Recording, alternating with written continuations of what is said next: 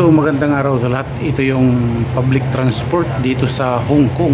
Wow!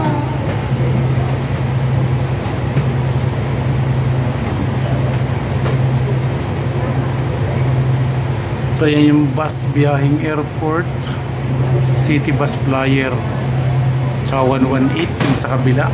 Tsaka yung driver po natin ay isang 70 years old. Wow! So walang diskriminasyon dito.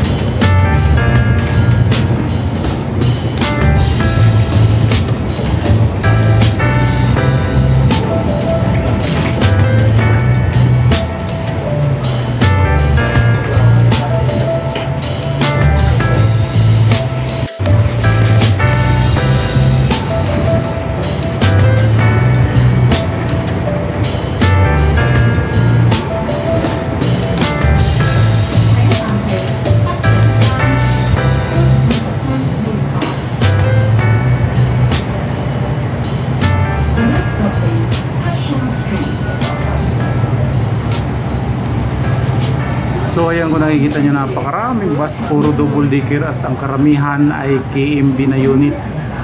So yung KMB na yan, yan yung manufacture ng bus dito sa Hong Kong na napakaraming unit nila, KMB at saka Volvo. Wow! So ayan yung kalsada, napakalinis, walang nagkalat. So pag hindi ka pa talaga pwede tumawid, hindi pwede tumawid dahil ang laki ng multa, 6,000 Hong Kong dollar.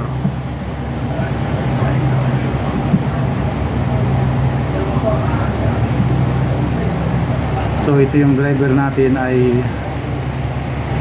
70 anyos na, pero nagmamaniho pa rin. Halos hindi na makadilat yung mata sa katandaan, nagdadrive pa ng bus. Dito walang diskriminasyon. Wow! So naiiba yung batas dito, parehas. Hanggat kaya mo magmaniho, kaya mo magtrabaho, tatanggapin ka ng kumpanya. So ayan, guna naman tayo dito sa Nitan Road.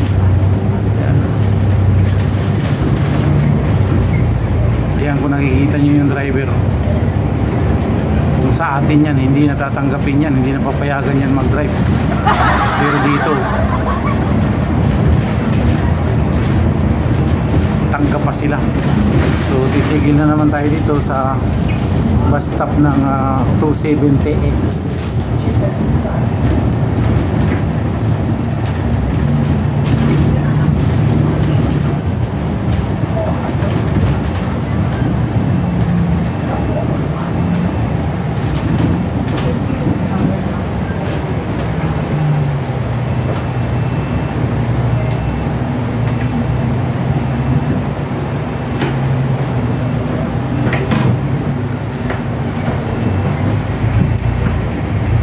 So ito yung bus stop ng 270X.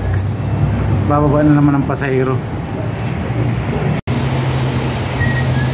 So ayan, nagbababa na nga ang ating mga kasamang pasahero. So ayan, kung makikita nyo, ayan yung labas sa bus stop ng 270X.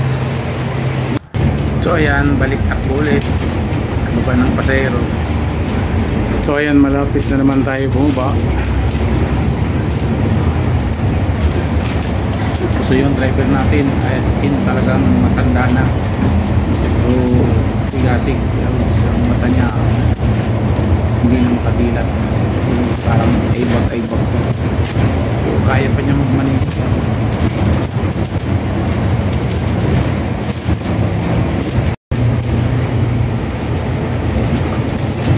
So ayan, hanggang dito na lang yung ating videos at tayo ay bababa na. Maraming salamat sa mga nanonood lagi. Salamat sa inyo lahat. Bye bye. Thanks for watching.